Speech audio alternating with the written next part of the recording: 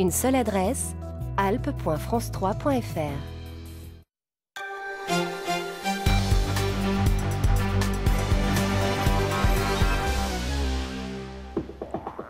Bonsoir à tous, bienvenue dans les Alpes. Tout de suite, les titres de votre journal. En Isère, un père de famille de 48 ans a tué sa femme et leur fils handicapé physique avant de se donner la mort. Les faits se sont déroulés dans la nuit de dimanche à lundi à Veurey-Voroise.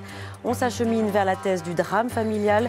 Le couple était en instance de divorce. L'alerte a été donnée par les deux filles du couple. Avant les urgences la nuit prochaine, l'hôpital de Chambéry a déménagé son service réanimation aujourd'hui. Des patients au personnel, tout était bien organisé et bien orchestré afin que ce transfert se passe dans les meilleures conditions. Le déménagement de l'hôpital de Chambéry se poursuit jusqu'au 30 octobre. Enfin, 3 jeunes au Savoyard ont récemment remporté un concours dédié à l'agriculture de demain. Dans leur ferme, ils imaginent des outils qui viennent en aide aux agriculteurs. Les 13 lauréats français recevront leur prix en décembre à l'UNESCO. Juste après ce journal, vous avez rendez-vous avec l'édition nationale. Carole Gessler reviendra sur le climat qui s'est tendu une nouvelle fois à Air France après l'interpellation de 6 personnes soupçonnées d'avoir participé aux violences de la semaine dernière. Les syndicats dénoncent une volonté de criminaliser les salariés. La reprise des négociations se fait timidement. La direction veut croire à un accord pour éviter un plan social. Et puis lancement de la campagne de vaccination contre la grippe. Le vaccin devrait être plus efficace que l'an passé. Il sera gratuit pour 10 millions de personnes considérées comme fragiles. Malgré tout, les réticences demeurent. Les médecins et les autorités tentent de sensibiliser la population sur la nécessité d'une bonne couverture. Mais d'abord, les corps sans vie de 2 hommes ont été découverts ce lundi dans un fourgon calciné à Saint-Germain-sur-Rhône, en Haute-Savoie. On ignore les origines de l'incendie. L'hypothèse criminelle n'a pas été écartée. Un large périmètre de sécurité a été mis en place. C'est un promeneur qui a donné l'alerte en début d'après-midi. Je vous le disais en titre, terrible drame familial la nuit dernière à Veurey-Voroise, près de Grenoble, en Isère. Un père de 3 enfants a tué sa femme et son fils avant de se donner la mort. Des précisions avec Xavier Schmitt, Nathalie Rapuc et Vincent Abran. Les secours ont été alertés par les 2 filles de la famille, âgées de 12 et 17 ans. Elles ont découvert les corps de leurs frères et de leurs parents au rez-de-chaussée de la maison après avoir entendu du bruit. D'après les premières constatations des gendarmes, le drame est survenu entre 2h et 3h du matin. C'est le père qui a utilisé une arme de poing pour tuer sa femme et son fils avant de se suicider avec un fusil de chasse. Selon le procureur de la République de Grenoble, cet homme de 48 ans a laissé un message écrit pour expliquer son geste. Principale motivation, la mère avait entrepris une procédure de divorce, ce que son mari ne supportait pas. En outre, le fils de 22 ans était lourdement handicapé. Il souffrait d'une grave maladie dégénérative, lui laissant peu d'espérance de vie. Les 2 filles, indemnes, ont été prises en charge par d'autres membres de la famille. Le chasseur qui a tué un étudiant de 20 ans samedi sur un chemin de randonnée dans le massif de Beldonne en Isère a confondu la victime avec un chevreuil. En garde à vue depuis samedi, l'homme âgé de 61 ans a été présenté ce matin à un juge d'instruction. Alors pour aller plus loin sur ce sujet, je reçois Jean-Louis Dufresne. Bonsoir. Vous êtes le président de la Fédération départementale des chasseurs de l'Isère. Cela paraît incroyable qu'un chasseur ait pu confondre ce jeune homme avec un chevreuil. Ça peut arriver si c'est dans la pénombre des bois, mais c'est vrai que c'est une faute impardonnable parce que la première chose, quand on tire à la carabine, on doit identifier. Et ça, c'est la première règle d'un chasseur qui a une carabine dans les mains. Est-ce qu'il n'y a pas un problème justement d'évaluation ou de formation ? Comment sait-on qu'un chasseur est un bon tireur ? Alors aujourd'hui, on a la formation du permis de chasser. Donc, si on juge, nos techniciens jugent que la personne n'est pas apte à passer le permis de chasser, ils les reprennent individuellement pour leur montrer la théorie et la pratique de l'arme. Ensuite, on a mis en place, au 6 septembre, un salon sécurité pour former nos chasseurs. Donc, on a eu 200 participants à régler les carabines. On en a 200 participants sur combien de chasseurs en Isère, par exemple ? Sur 18 000 chasseurs. 400 personnes ont assisté à nos différents ateliers. Donc, on l'a fait en partenariat avec l'ONCFS et le parc des Champs-Marans. Et on a mis en place, depuis cette année, une formation en réel, pratique sur le terrain. Donc on a 4 sessions, toujours en accord en partenariat avec le parc des Champs-Marans, et on en a encore 2 à faire. Et c'est des gens qui sont demandeurs pour appliquer la pratique. Et on fait de la formation aussi dans tout le département de l'Isère, dans nos pays cynégétiques, il y en a 12, donc à la demande des présidents des CCA. Des formations pas forcément très suivies. Est-ce qu'on ne pourrait pas mettre en place plus de contrôle des chasseurs? De contrôle justement pour voir s'ils sont toujours aptes à chasser, aptes à tirer? Mettre des contrôles, non, mais je pense rappeler sans arrêt les règles de sécurité, à les appliquer avant les battues. Je pense que ça va être notre devoir. Hein. D'ailleurs, on est dans cette ligne aujourd'hui, et je pense que la réunion de ce soir, c'est une idée qui va ressortir et qu'on mettra en place dans l'année qui vient. Il y a un jour de non-chasse en Isère, c'est le vendredi. En Savoie, c'est le mardi et le vendredi. En Haute-Savoie, le mercredi et le vendredi. Tout ça est finalement pas très clair. On est parfois sur des territoires qui sont limitrophes. Est-ce qu'on ne pourrait pas faire un jour de non-chasse, les week-ends, là où les gens se promènent le plus? Alors, le week-end, ce n'est guère possible, parce que ce n'est pas possible, même parce qu'on fait 80% de régulation du gibier, du grand gibier, le week-end. Hein, vous comprendrez qu'il y a des chasseurs qui travaillent, donc on a des équipes beaucoup plus complètes le dimanche, donc on est beaucoup plus efficace, et le samedi. Et par contre, la semaine, c'est souvent les quelques retraités qui vont à la chasse en individuel. Mais aujourd'hui, je pense que la question n'est pas de donner un deuxième jour de non-chasse, parce qu'on ne résoudra pas le problème, parce qu'il y a des gens partout sur le territoire, tous les jours de la semaine, donc je pense qu'il faut qu'on partage le territoire, et comme je dis souvent, il faut que les uns et les autres, on apprenne à vivre ensemble. Merci beaucoup Jean-Louis Dufresne d'avoir répondu à nos questions ce soir, merci. Merci. Voilà, je précise que cette interview a été enregistrée dans l'après-midi. On a appris entre-temps que le chasseur a été mis en examen en fin de journée pour homicide involontaire. Il a été relâché et placé sous contrôle judiciaire. Une réunion a lieu actuellement à la Fédération des chasseurs de l'Isère. En Haute-Savoie, l'abattage des bouquetins du massif du Bargy serait suspendu en attendant l'examen d'un recours en justice déposé par la Fondation Nicolas Hulot. L'annonce a été faite par cette fondation dont le recours doit être examiné le 19 octobre prochain. 70 bêtes ont déjà été abattues sur les 200 à 250 prévues. Il s'agit, vous le savez, de lutter contre la brucellose, une maladie infectieuse qui pourrait contaminer des troupeaux de bovins, ce que contestent les écologistes. On a appris aujourd'hui la disparition d'une figure de la vie politique savoyarde, Gratien Ferrari. L'ancien maire d'Aix-les-Bains est décédé ce week-end. Il a dirigé la ville thermale pendant une dizaine d'années tout en étant député. C'est par une carrière de sportif de haut niveau que Gratien Ferrari avait commencé à se faire connaître. Son portrait avec Nathalie Rapuc et Vincent Abran. L'ancien maire d'Aix-les-Bains était aussi un grand athlète. Gratien Ferrari s'est d'abord fait connaître dans le monde du sport, double vice-champion de France du 3000 steeple. Robert l'a rencontré au championnat de France d'athlétisme de 54. Il se souvient de toute leur jeunesse passée à l'athlétique sport aixois. C'était d'abord un joyeux de rire qui mettait de l'ambiance dans les équipes. Puis d'autre part, il avait une grande culture, il était pétri de latin et de grec. Donc ça nous tirait vers le haut, nous qui venions de la terre. Écoutez, je ne sais pas. Il a ensuite dirigé plusieurs établissements scolaires avant de s'engager en politique. En 1985, alors qu'André Grosjean se voit contraint de démissionner, Gratien Ferrari devient maire d'Aix-les-Bains pendant près de 10 ans. Élu député en 86 et 93, Dominique Dore lui succède. C'est à cette époque que les rapports entre les deux hommes se tendent. Une notoriété publique qu'on s'était beaucoup éloigné depuis une dizaine d'années, mais moi je retiens de Gratien un homme avec lequel j'ai commencé d'une certaine manière ma vie politique, auquel je dois donc beaucoup. C'est un grand sportif, quelqu'un de battant.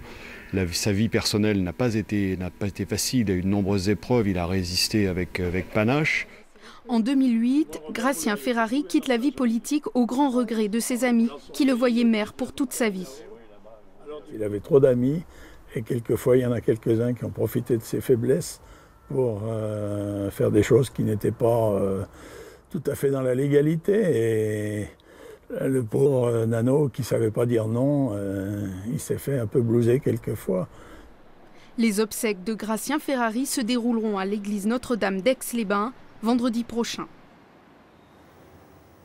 Cette information à lire sur notre site internet France 3 Alpes. Une femme de 80 ans a été gravement brûlée dans un incendie à Vienne en Isère. L'incendie s'est déclaré aux alentours de 13h30 dans un local à poubelle de l'immeuble. 3 autres personnes ont été légèrement blessées. Une enquête a été ouverte. Plus d'informations donc sur notre site internet France 3 Alpes. En Haute-Savoie, les syndicats s'organisent avant le procès d'une inspectrice du travail et d'un employé.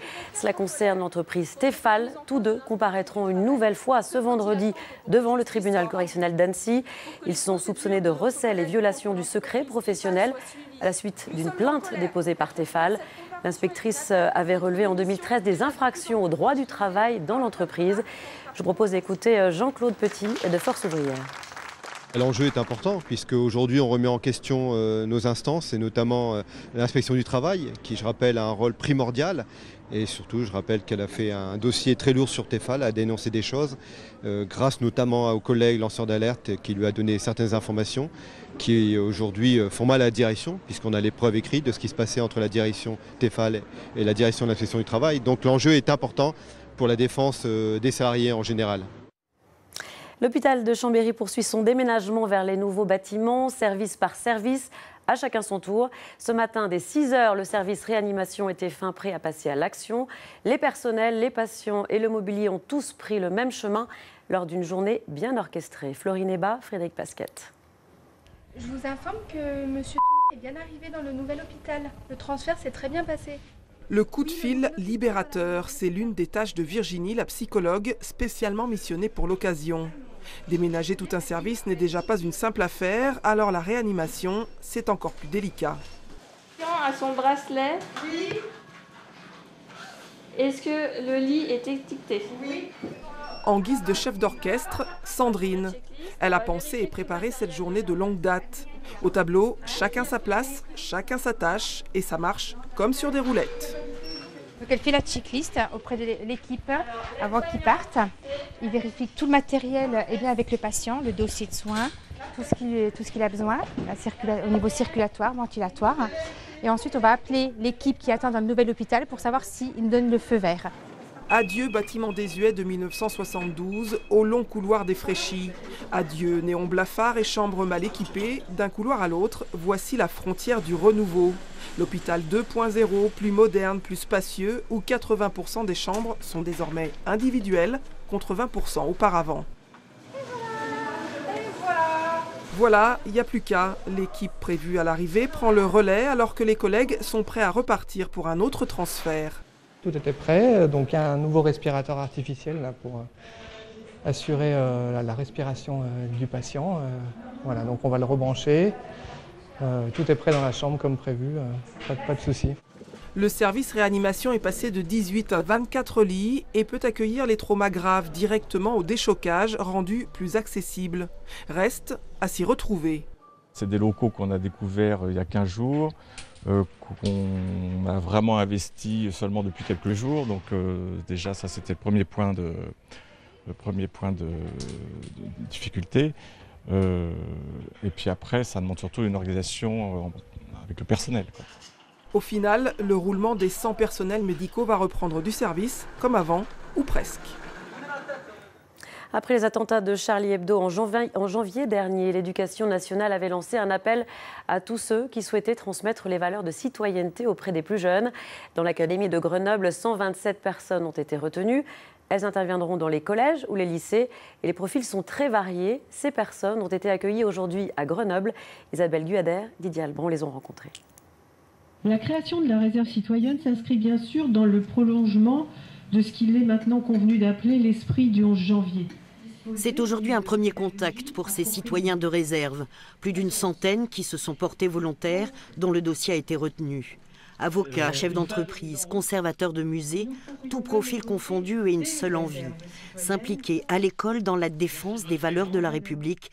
Un témoignage direct. Et les faire vivre. Un témoignage direct. Et bien sûr, ce sera des témoignages qui arriveront aussi dans un parcours de citoyenneté, dans un parcours, dans un nouvel enseignement moral et civique. Donc c'est réellement une expérience en plus et une illustration par des chemins de vie. Dans l'assistance, une figure de la résistance, juste parmi les nations. Anne Bumanoir, 92 ans. Voilà déjà plus de 10 ans qu'elle sillonne inlassablement les établissements scolaires parce que l'époque que nous vivons, dit-elle, la concerne. Elle est dangereuse, elle est pleine d'embûches. On est dans une période extrêmement difficile. C'est d'ailleurs ce qui renforce ma volonté d'essayer de continuer de faire ce que je suis en train de faire avec vous, c'est-à-dire, ou ce que je vais faire près des enfants, c'est-à-dire à participer à ce qui pourrait être apporté pour, encore une fois, être vigilant face à ce qui nous menace peut-être encore aujourd'hui, c'est-à-dire un retour en arrière. À la retraite, ce magistrat a lui aussi choisi de s'engager en permettant aux jeunes générations d'assister à une audience au tribunal. Mon expérience me conduit à penser que c'est l'occasion de parler de beaucoup d'autres choses que de l'audience elle-même. Enfin, ça débouche sur des discussions beaucoup plus larges, sur la justice, sur le droit, sur la vie en société, sur les valeurs de la République. Enfin, tout ça est au cœur d'une audience pénale et donc je pense que c'est plutôt sous cette forme-là que je l'envisage. Un dialogue que tous estiment urgent de nouer aux côtés des enseignants avec les moins de 20 ans. Le 58e congrès des maires de l'Isère s'est déroulé ce samedi. Il avait pour thème la mutualisation des moyens, un enjeu d'avenir pour faire face à la baisse des dotations de l'État. Et justement, toute cette semaine, nous verrons à travers différents exemples comment les communes tentent de s'organiser avec moins de moyens. Direction ce soir le Nord-Isère, à Nivola-Vermel, avec le dossier de Denis Vigneault-Duguet et Jean-Pierre Rivet. Nivola-Vermel, 2400 habitants, 1 800 000 € de budget. Cette année, la baisse des dotations de l'État représente 25%, soit 45 000 €. L'impact est bien réel, même si ce chiffre semble peu élevé. Si on voulait les compenser, il faudrait qu'on augmente les impôts locaux de 8%. Alors j'aime autant vous dire que c'est pas quelque chose de très possible, donc ça veut dire qu'on a augmenté de 1% l'année dernière, on augmentera vraisemblablement de 1% l'année prochaine, mais ce qui veut dire qu'il faut qu'on restreigne nos dépenses, qu'on essaie, parce qu'on veut garder malgré tout une capacité d'autofinancement pour l'investissement. Pour ne pas impacter les contribuables, la commune profite du départ de son secrétaire général pour faire des économies et supprime ce poste. Mais comme tous les maires, Michel Rival doit aussi faire face aux effets de la décentralisation. Ce désengagement de l'État oblige les communes à prendre en charge certains domaines, comme la voirie, les transports, la gestion des déchets ménagers ou encore la fiscalité. À cela s'ajoutent parfois des investissements obligatoires, comme ces équipements publics, des rampes et des portes élargies, imposés par la loi sur l'accessibilité. Coût pour Nivola-Vermel, 45 000 €.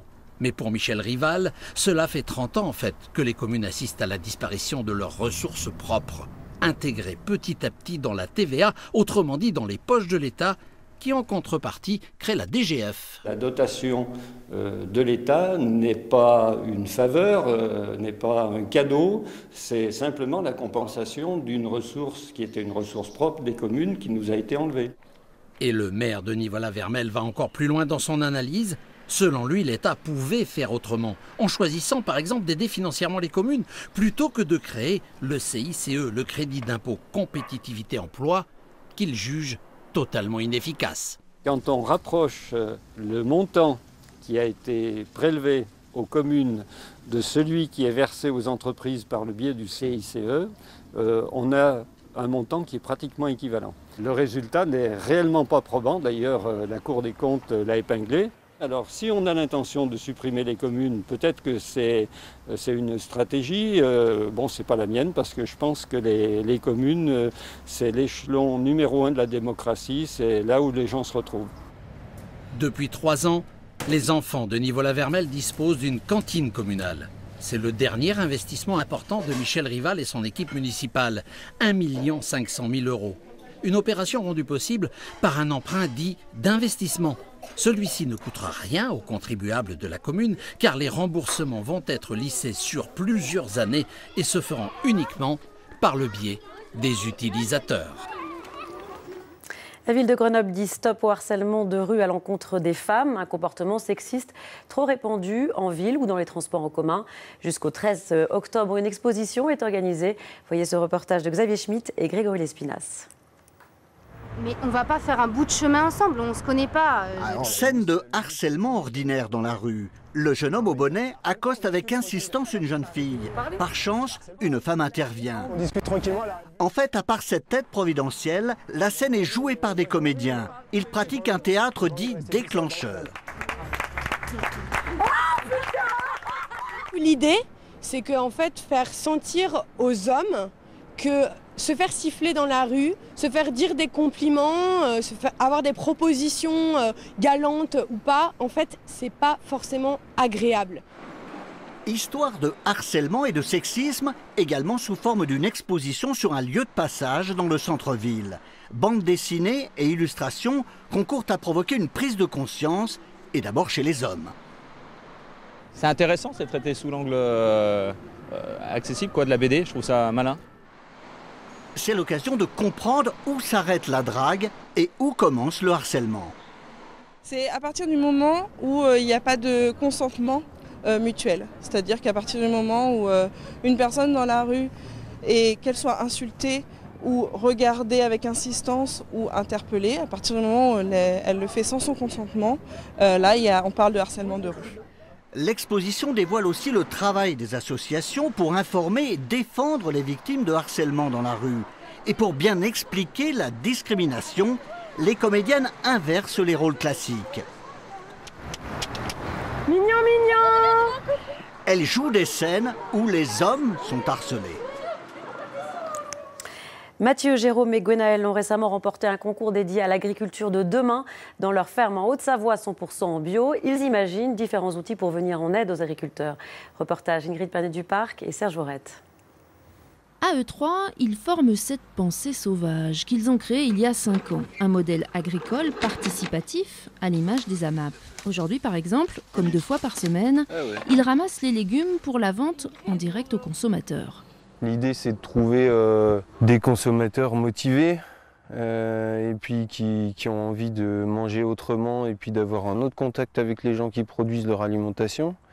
Et puis des agriculteurs qui ont envie aussi un peu de s'ouvrir, d'expliquer ce qu'on fait dans nos fermes et voilà, c'est un peu la contrainte de la MAP, c'est que y a des gens qui vont avoir un regard sur ce qu'on fait, en tout cas. Chaque semaine, Mathieu, Gwenaël et Jérôme nourrissent environ 100 familles avec leurs 2 hectares de terre cultivée, leur temps maîtrisé et leur plaisir apparemment vérifié. Bref, ils ont trouvé leur équilibre. L'équilibre, c'est déjà d'avoir un revenu décent. Alors un revenu décent, on a le SMIC qui peut nous permettre d'avoir un rapport. Aujourd'hui, nous, on sait qu'on est payé entre 8 et 10 euros de l'heure, ça dépend un petit peu des années sur nos heures travaillées. On est assez content de notre sort. Après, il y a certainement d'autres systèmes possibles que le nôtre. Un système innovant avant tout, aussi bien dans la sélection des variétés de légumes que dans ce véritable laboratoire de recherche et développement avec la création d'outils agricoles. L'idée, c'est de créer des outils qui soient libres de droit et puis que chacun se réapproprie un savoir-faire, puisque la majorité des agriculteurs sont aujourd'hui, la moitié sont hors cadre familial, donc n'ont pas forcément un savoir-faire dans le travail de la ferraille. Un outil maison, 3 fois moins cher qu'un outil du commerce, de quoi aussi s'installer dans ce qu'ils appellent leur logique d'autonomie. La halle olympique d'Albertville en Savoie dévoile son nouveau visage. Si l'aspect extérieur conserve l'esprit de 1992, l'intérieur, en revanche, a été complètement modifié. Il s'agit de pouvoir accueillir tout type d'événements. Marie Michelier et Jean-Pierre Rivet.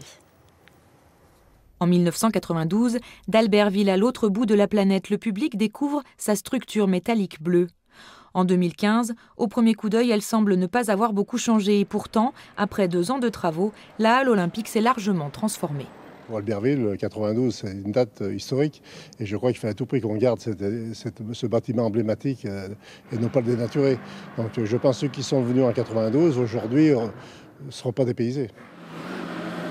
Construit à l'époque en un temps record, le bâtiment vieillissant avait besoin d'un second souffle.